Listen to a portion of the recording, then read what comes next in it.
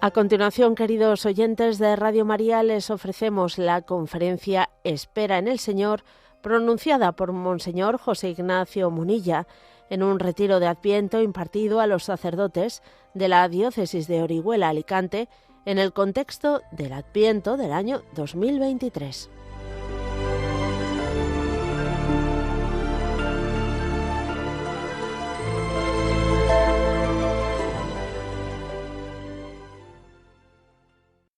Espera en el Señor, es el tema que he elegido para compartiros. Espera en el Señor. Sabéis que está en el Salmo 27, versículo 14. Lo hemos rezado muchas veces. Sé valiente, ten ánimo, espera en el Señor. Y además decir eso, ¿no? Sé valiente, pues nos hace caer en cuenta de que la virtud de la esperanza no es una virtud meramente pasiva, sino también es activa. Y además es altamente meritoria. Sé valiente, ten ánimo, espera en el Señor. Me voy a basar especialmente en la encíclica Spe Salvi de Benedicto XVI. Creo que es una joya. Yo creo que posiblemente en su magisterio es de las joyas más preciosas, Spe Salvi. Sabéis que él publicó tres encíclicas, ¿no? Siguiendo la estela de las virtudes teologales, Caritas in Veritate, Spe Salvi y Deus Caritas Est. De las tres encíclicas, cada una de ellas seguía una de las virtudes teologales, ¿no? Bueno, y comienzo por citar una frase de San Agustín. Dice él: hay dos peligros grandes: vivir sin esperanza y vivir con una esperanza sin fundamento. Las dos cosas. O vivir sin esperanza o vivir con una esperanza sin fundamento, ¿no? Dos grandes peligros de la vida. El primero, vivir sin esperanza, o sea, vivir en desesperación, ¿no? En desesperación, bueno, pues hemos sido testigos, somos testigos de ello. De aquella conocida frase de Sartre: el hombre es una pasión inútil. Fue especialmente el existencialismo francés el que encarnó, ¿no?, esa postura de desesperación, pero hay que decir que posiblemente no sea esta pues la opción mayoritaria, ¿no?, de nuestros días. Pienso que quienes hoy en día se plantean eso de que el hombre es una pasión inútil, se hacen preguntas, se cuestionan, que no es poco, ¿no? Yo creo que una de dos: o llegan a la conversión o al suicidio. Pero yo creo que de estos tales hay pocos, ¿no?, de los que se cuestionan y se preguntan las últimas razones de la esperanza, ¿no? Creo que es mucho más frecuente el otro peligro del que habla San Agustín: vivir sin esperanza o vivir con una esperanza sin fundamento. Eso es mucho más frecuente, ¿no? Pues el autoengaño de la cultura en el estado del bienestar en el que estamos, ¿no? El estado del bienestar hoy en día lo cubre todo, nos lo asegura todo. Es como sustituir la esperanza por los deseos. Carecemos de esperanza y vivimos llenos de deseos, ¿no? Lo cual obviamente no funciona, pero ese es el paradigma, ¿no? Vivimos bajo el paradigma de las ensoñaciones vivas y de las esperanzas muertas. Y es una gran contradicción, y que de hecho pues la dolencia psíquica de la depresión caracteriza nuestro tiempo por esa gran contradicción. Ensoñaciones vivas, esperanzas muertas, ¿no? Por ejemplo, lo típico hoy en día, pues que un club pues de jóvenes o un colegio consigue que un futbolista afamado, que es admirado por los jóvenes, vaya a darles un testimonio a los chicos. ¿Y qué les dice? Pues lo que les dice es: soñad. En esta vida es muy importante soñar, ser soñador. Sé atrevido en tus sueños, atrévete a soñar. Y esfuérzate. Sueña y esfuerza. Sueña y esfuérzate. Ese es quizás el paradigma, lo típico. Llega ahí el futbolista y todo el mundo dice: pues yo voy a atreverme a soñar como este, ¿no? Voy a atreverme a soñar. Pues el caso es que eso conduce al abismo, porque en Messi solo hay uno, y entonces todos esos chavales, por mucho que sueñen, no van a llegar a ser profesionales, no van a llegar, y se les está dando una perspectiva pues que es conducente pues a la quiebra interior, a la quiebra, ¿no? Lo cierto es que nosotros entendemos que tenemos que no realizar nuestros sueños, sino descubrir la voluntad de Dios en nuestra vida. Y eso cambia el paradigma completamente. Completamente. Y además también somos conscientes de que eso de que querer es poder es falso. Es pelagiano donde los haya. Y que sin la gracia de Dios no somos nada. Luego eso de sueña y esfuérzate, a ver, son dos falsedades. Ni es verdad que mis sueños son realidad, ni es verdad que solo con mi esforzarme voy a cumplir un objetivo. Luego, creo que estamos en la segunda de San Agustín, ¿no? En vivir con una esperanza sin fundamento. Creo que este es nuestro estado, ¿no? Por eso nosotros decimos que nuestra esperanza es teologal. Nuestra esperanza es Cristo. Nuestra esperanza es su resurrección, su parusía, y huimos de los falsos optimismos antropológicos, que además es curioso, ¿no? Que al mismo tiempo exista un optimismo antropológico y luego fácilmente, ¿no? Pues una desesperación. Aquí la presunción y la desesperación se suelen dar de la mano, se suelen dar de la mano. No sé si habéis oído el chiste ese que dice: era uno tan gordo que se caía de la cama a la vez por los dos lados, ¿no? Pues yo creo que pasa algo por el estilo aquí, que podemos caernos al mismo tiempo de presunción y de desesperación, de supuesto optimismo antropológico y luego de venirte abajo, ¿no? Nosotros no partimos de un optimismo antropológico. De hecho, San Agustín nuevamente dice: una cosa es amar al hombre y otra poner la esperanza en el hombre. Y tanta diferencia hay que Dios manda lo primero y prohíbe lo segundo. Fíjate tú, Nosotros estamos llamados a amar al hombre, no a poner nuestra esperanza en el hombre, no, porque sabemos que nuestra esperanza está en Dios y que todos somos frágiles. Por lo tanto, nuestra esperanza es teologal. Nuestra esperanza es teologal. No es una utopía, es la consecuencia de la realidad de la resurrección.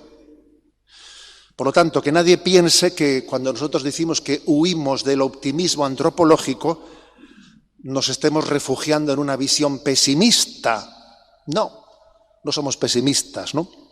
Partimos de un realismo antropológico, pero sobre todo partimos de la esperanza teologal.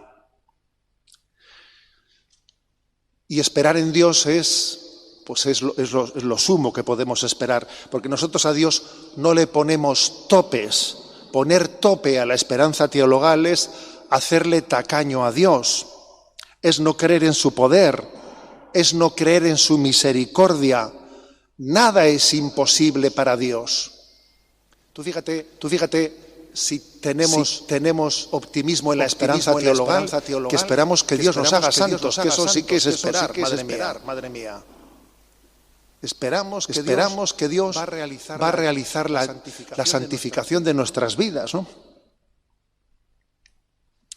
Por lo tanto, la esperanza teologal es educadora de nuestros deseos humanos, de manera que va educando los deseos para que permanezcan abiertos a la trascendencia, para que apunten hacia la virtud teologal, para que las esperanzas humanas apunten a la esperanza teologal. De hecho, la etimología de la palabra desear es muy curiosa, porque desear, desiderium, hace referencia a las estrellas, sidera, a mirar al cielo como la fuente de una plenitud añorada. Por lo tanto, el Señor educa nuestros deseos para apuntarlos a la trascendencia, para apuntarlos a la esperanza teologal. Y eso cambia nuestro tono vital, cambia nuestro tono vital. El Papa Francisco dice, la esperanza es como la levadura, lo que hace que el alma sea grande, te ensancha, te oxigena, es obvio, te desagobia la esperanza teologal. La esperanza cristiana es vivir el presente desde el futuro que nos ha sido dado, desde esa promesa de eternidad que ya la poseemos por la fe, por la esperanza y por la caridad. Y eso nos permite vivir con otro tono vital, Para empezar, pues con una visión del pasado que está llena de gratitud y con una visión del momento presente que es vista como un momento de gracia. Dios me da este momento de gracia. Dios me regala el día de hoy. Es una ocasión de gracia, ¿no? Bien, doy un paso más. La esperanza tiene virtudes morales ligadas a ella, principalmente que son la paciencia y la perseverancia. En la Sagrada Escritura la esperanza va muy ligada a la paciencia. La paciencia es como la hija pequeña de la esperanza.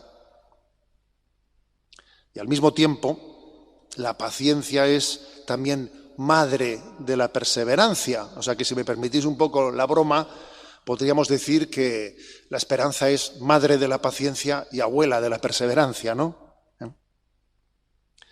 Pero son claves, paciencia y perseverancia, ¿no? Son claves para la instauración del reino de Dios, porque la instauración del reino de Dios tiene muchos dientes de sierra, tiene muchos altibajos. La vida es corta, yo creo que todos tenemos esa experiencia, pero al mismo tiempo es lo suficientemente larga como para que en ella haya muchos altibajos, muchos dientes de sierra. Entonces la paciencia y la perseverancia es clave. Decía Tolkien que la vida es una larga derrota con atisbos intercalados de la victoria final a la que nos conducimos, ¿no? De derrota en derrota hasta la victoria definitiva. Lo cierto es que tampoco es cierto, ¿no?, que todos sean derrotas, pero sí hay muchos dientes de sierra, muchos dientes de sierra. Por lo tanto, ¿no?, la importancia de que veamos de que la virtud teologal está también unida a las virtudes morales. A veces hemos hecho una distinción, una separación entre virtudes morales y virtudes teologales. No. La esperanza da luz la paciencia y da luz la perseverancia. Con lo cual tenemos que hacer una afirmación, ¿no?, que Benedicto XVI hace en su encíclica. La relación tan estrecha existente entre la esperanza y el sufrimiento o la cruz. Hay una relación muy estrecha. Porque la esperanza no consiste en que uno espere a que pase la cruz para después ver la gloria. Aguanta el chaparrón, ¿no? Aguanta el chaparrón y ya verás la gloria. No, yo no estoy esperando, ¿no?, a que pase la cruz de mi vida para después ver la gloria, sino estoy llamado a ver la gloria ya en la cruz, ¿no? Como el Evangelio de San Juan refiere el misterio de la cruz, viendo también en ella la gloria. Y esto es clave. El abrazo a la cruz es clave para vivir la virtud de la esperanza. Sin ese abrazo a la cruz, la virtud de la esperanza teologal se desvirtúa.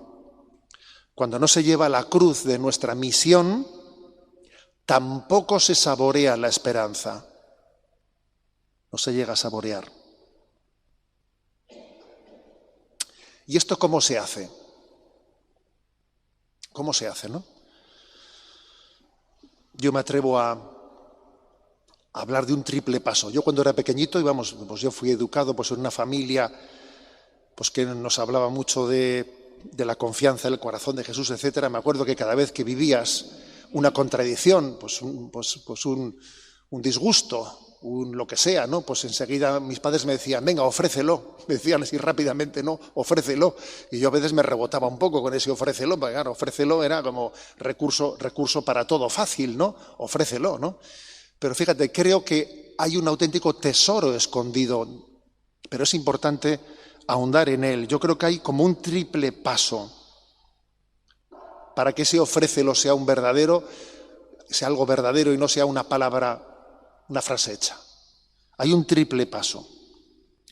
Primero, en ese abrazo a la cruz. Primero, lo acepto por la fe. Segundo, lo abrazo por el amor. Y tercero, lo ofrezco por la esperanza. Las tres virtudes teologales están implicadas en el abrazo a la cruz. Lo acepto por la fe, porque sé por la fe que Dios está presente en esta situación. Lo abrazo con amor, porque sé que el Señor me ayuda, me llama a enamorarme de Cristo crucificado, como a San Francisco de Asís, a enamorarme del crucificado. Y lo ofrezco con esperanza, porque sé que no hay nada inútil, todo confluye para la gloria de Dios, unido a la ofrenda de Cristo. Por eso decíamos que no hay esperanza sin el abrazo a la cruz, que incluye la aceptación de la fe, el abrazo del amor y el ofrecimiento de la esperanza. Hay muchos testigos, ¿no? Testigos de esto. Por ejemplo, pues yo creo que un testigo impresionante es el Josefina Vaquita.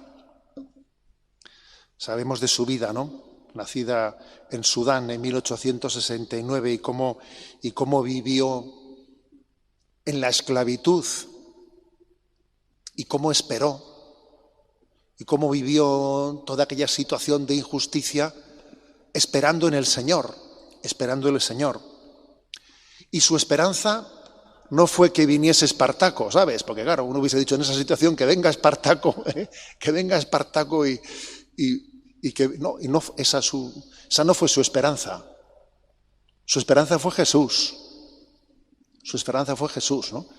Que hizo que su humillación fuese dignificada y totalmente ofrecida a Dios, ¿no? En un abrazo impresionante, ¿no? Ella sabía que su único dueño era Dios nuestro Señor. Sabía eso, por lo tanto nunca perdió la esperanza teologal. Sabía que Jesús no le había traicionado, que en cada momento no le estaba configurando con él en el abrazo a la cruz. Es un testigo de la esperanza impresionante. Josefina Vaquita. Doy un paso más. En Spe Salvi se habla de que la virtud de la esperanza no está únicamente unida a la cruz, al abrazo en esperanza de la cruz, ¿no? Sino que la virtud teologal de la esperanza está también ligada a nuestra fe en el juicio de Dios, a nuestra fe en que Dios hará justicia. La última palabra la tiene Dios. La última palabra la tiene Dios. Dice Spe Salvi, ¿no? Así tenemos que entender el juicio de Dios. Es curioso que nosotros rezamos en el credo, ¿no? Y vendrá como juez de vivos y muertos, etcétera. Pero tenemos que reconocer que a la palabra juicio, a la palabra juez, pues se le ha añadido un componente antipático muy grande. Muy grande. De hecho, te encuentras por ahí algunos misales, que algunos me he encontrado yo, han sido un poco antiguos, en los que alguno se ha atrevido a corregir algunas palabras, ¿no? Algunas veces de la oración colecta, Cuando dice Dios Todopoderoso, de repente alguien ha puesto Dios Todo Bondadoso. Ha dicho voy a mejorar el original, ¿no? También me he encontrado eso en el credo, que alguno en su comunidad cristiana, en vez de decir vendrá como juez, ha tachado eso y vendrá como padre. Digo, mejorando el original tú, ¿eh? Pero detrás de eso obviamente se esconde una falta de conciencia de que el juicio de Dios es nuestra esperanza. El juicio de Dios es nuestra esperanza. Que venga Dios y haga justicia. El mal no tiene la última palabra. La última palabra es la justicia y la santidad de Dios. Por eso tenemos que pedir la gracia de no tener temor a su llegada y de tener esperanza en el juicio de Dios. La pregunta es si yo espero el juicio de Dios como el día de mi liberación o le tengo miedo como el día en el que se desenmascare, ¿no?, mi vida de pecado. Creo que una virtud teologal de la esperanza vivida sanamente, en plenitud, ama la parusía, la llegada de Dios. A este respecto os refiero una anécdota histórica que en una ocasión escuché yo, ¿no?, a un director de ejercicios espirituales, que creo que es muy luminosa. Todos sabemos lo que ocurrió en los campos de concentración de la Segunda Guerra Mundial, ¿no?, en Auschwitz y en tantos otros. Cuando se acercaba la liberación, cuando ya había noticias de que los rusos y los americanos se iban acercando, que la liberación iba a ser inminente, pues había una expectación de ese momento de liberación, ¿no? También un miedo de que fuesen asesinados antes de esa liberación. Y cuando llegó el día de la liberación, pasó paradójicamente lo siguiente, que no todos lo celebraron de la misma manera, porque es que en el sistema de los campos de concentración, para poder haber realizado, ¿no?, pues esa subyugación, esa esclavitud tan grande en el fondo, habían sido muy pocos los guardias de las SS que habían estado allí presentes, muy pocos. Aquello fue posible porque habían buscado colaboración en internos, en presos, que a cambio de aliviarles un poco la vida, a cambio de darles doble ración de comida o ropa un poco mejor, les habían convertido en colaboracionistas y en guardianes de sus hermanos. Y entonces habían colaborado con aquella ignominia. Y el día de la liberación, para ellos no fue una fiesta. Fue una fiesta para los que habían sido meramente víctimas. Pero para los otros, para quienes habían estado colaborando con aquel sistema, claro, no les detenían, porque llegaban los soldados y estos también eran presos, con lo cual detener no les detenían. ¿Cómo les van a detener? Eran presos, ¿no? Pero sin embargo ellos ese día no gozaban de la liberación, porque sabían que también, ¿no?, pues habían formado parte de la ignominia. Entonces yo creo que esto es una buena referencia, un buen paradigma para darnos cuenta de que la única forma, ¿no?, de esperar el juicio de Dios y esperar en Él y no tener temor a su llegada, pues es viviendo el compromiso de no pactar con el mal en esta vida. No pactar con el mal para aparentemente aliviar la espera de la llegada del Señor. También creo que es muy importante lo que dice Spesalvi referente al purgatorio. Yo os voy a decir que cuando yo leí esto en Spesalvi me impactó.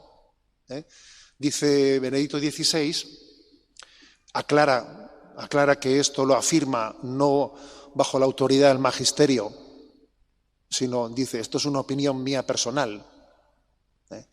Dice él que piensa que el estado mayoritario de las almas en el momento de la muerte no será el estar suficientemente purificados para poder ver a Dios, pero ni tampoco el tener una plena maldad de cerrazón ante la gracia, consciente y libre, para recibir la condenación. Dice, yo creo que el estado mayoritario de muchas almas será el estado de la purificación, la necesidad de la purificación, para poder ver a Dios, ¿no? Y yo la verdad es que cuando lo leí, sentí una gran consolación porque entendí también que el purgatorio es un estado de esperanza,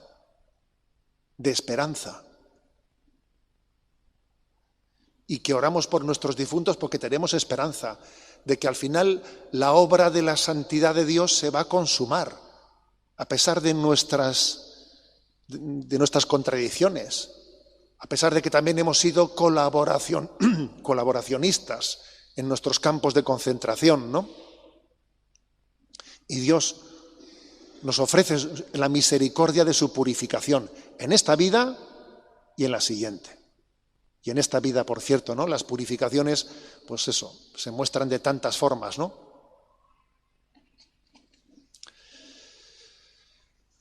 Doy un paso más. En Spe Salvi se habla de la esperanza y la cruz, la esperanza y el juicio. Y se habla de la esperanza y la oración. Nuestra oración es muy indicativa de la esperanza. San Agustín ilustró de forma muy bella la relación íntima que hay entre oración y esperanza. Básicamente lo hace de la siguiente forma, ¿no? Él define la oración como un ejercicio del deseo. El hombre desea a Dios, el hombre ora. El hombre ha sido creado para una gran realidad, para Dios mismo, para ser colmado por Él. Por eso la oración es abrirte al deseo de tu corazón, que es la plenitud, que es Dios. Pero ocurre que nuestro corazón es demasiado pequeño para esa gran realidad que Dios nos quiere regalar. Esa es una contradicción. Yo tengo un deseo de infinito, pero no tengo capacidad de recibirlo. Entonces ese corazón tiene que ser ensanchado. Entonces San Agustín explica, el modo apropiado de orar es un proceso de purificación interior para hacernos capaces de Dios, para ensanchar nuestro corazón, para recibir el don que Dios quiere darnos. Hacernos capaces de Dios, hacernos capaces también de amar a los demás. O sea que la oración es un ejercicio de ensanchamiento del corazón.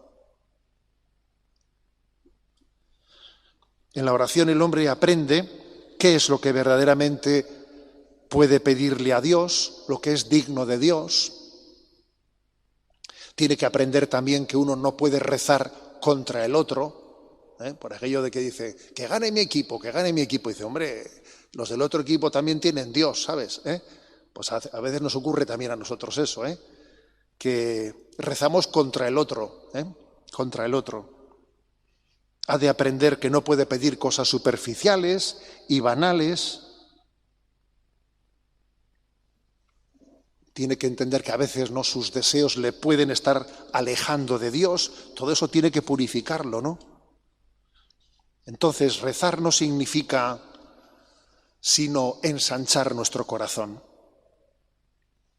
Rezar no significa retirarme a un rincón privado donde busco mi felicidad, sino significa convertirnos al designio de Dios y convertirnos en ministros de esperanza para los demás.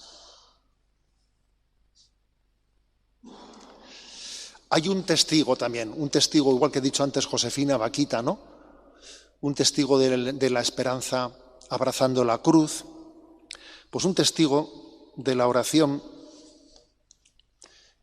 que se vive para ensanchar nuestra esperanza, que es la del cardenal Bantuán. Yo creo que el cardenal Bantuán, en ese famoso librito de los 5 panes y los 2 peces, nos da una enseñanza maravillosa de lo que es la oración para abrirnos a la virtud de la esperanza, ¿no? Leo 2 párrafos de su libro. Durante mi larga tribulación de 9 años de aislamiento en una celda sin ventanas, iluminado en ocasiones con luz eléctrica durante días enteros o a oscuras durante semanas, sentía que me sofocaba por efecto del calor, de la humedad. Estaba al borde de la locura. Yo era todavía un joven obispo con 8 años de experiencia pastoral. No podía dormir. Me atormentaba el pensamiento de tener que abandonar la diócesis, de dejar que se hundieran todas las obras que había levantado con mucho esfuerzo para Dios. Experimentaba una especie de revuelta en todo mi ser. Una noche, en lo más profundo de mi corazón, escuché una voz que me decía: ¿Por qué te atormentas así? Tienes que distinguir entre Dios y las obras de Dios. Todo aquello que has hecho y querrías continuar haciendo, visitas pastorales, formación de seminaristas, religiosos, religiosas, laicos, jóvenes, construcción de escuelas, misiones, todo eso es una obra excelente, pero son las obras de Dios, no son Dios. Si Dios quiere ahora que tú dejes todas esas obras poniéndote en sus manos, hazlo inmediatamente y ten confianza en Él. Él confiará tus obras a otros, que serán más capaces que tú. Tú has escogido a Dios y no a sus obras. Esta luz me dio una nueva fuerza que ha cambiado totalmente mi manera de pensar, dice Bantuán, y me ha ayudado mucho a superar momentos que físicamente parecían imposibles de soportar. Desde aquel momento, una nueva paz llenó mi corazón y me acompañó durante 13 años de prisión. Sentía la debilidad humana, pero renovaba esta decisión frente a las situaciones difíciles y no me faltó nunca la paz. Escoger a Dios y no las obras de Dios. Este es el fundamento de la vida cristiana en todo tiempo. Bueno, creo que Bantuán es un gran testigo de la oración que nos purifica para recibir el don de Dios en la virtud teologal de la esperanza, lo cual supone una gran batalla de purificación en nosotros. Todos somos conscientes de la gran batalla que tenemos que librar para ser fieles a la oración. Menuda batalla, para no anteponer nada a estar con el Señor. Y por último, pues voy a concluir haciendo referencia a la esperanza mariana. La Iglesia cuida la esperanza velando por su pueblo y lo aprende de María. Lo aprende de María. A ella recibió la encomienda de velar por nosotros, de cuidar nuestra esperanza, de cuidar dónde ponemos el corazón. Ella es madre de nuestra vida espiritual y yo pues me la imagino, ¿no? Diciéndonos: oye, ¿dónde estás poniendo tu corazón? A ver, ¿dónde lo estás poniendo? ¿En qué esperas? ¿En dónde están tus esperanzas? Ella es educadora, ¿no?, de nuestros deseos, de que nuestros deseos apunten a Jesucristo, apunten hacia su Hijo, que descubramos que detrás de todo deseo auténtico hay un deseo de Dios y que todos los deseos que no son auténticos tienen que ser purificados. Por María se reaviva la fe, se refuerza la esperanza, se difunde la caridad, ¿no? Ella es como una ventana de esperanza que Dios abre al mundo cuando el hombre le ha cerrado la puerta a Dios. Es curioso, ¿no? Pues como el hombre ha cerrado la puerta a Dios y parece que Dios ha abierto una ventana. El día de la Inmaculada, estuve por la tarde en Torrevieja, pues que era allí la fiesta de la Inmaculada y hubo una procesión y claro, pues como estaba Torrevieja llena de turistas, pues estaba a tope en el puente, pues estaba la procesión que yo no había visto una cantidad de gente así en mi vida junta, ¿no? Claro, pues había decenas de miles allí de turistas viendo, ¿no? Bueno, y también obviamente de torrevecenses, ¿no?, viendo la imagen de María. Y yo pensé esta frase, que es de Benedicto XVI en Fátima: María es como una ventana de esperanza que Dios abre al mundo cuando el hombre le ha cerrado la puerta a Dios. Y la belleza de María, esa fuerza de atracción, acaba siendo iluminadora de nuestra esperanza. La belleza de María, su belleza espiritual, es una profecía de la felicidad que Dios nos quiere dar, ¿no? Y especialmente lo hemos mostrado, lo hemos vivido, pues, en la celebración de la Inmaculada Concepción.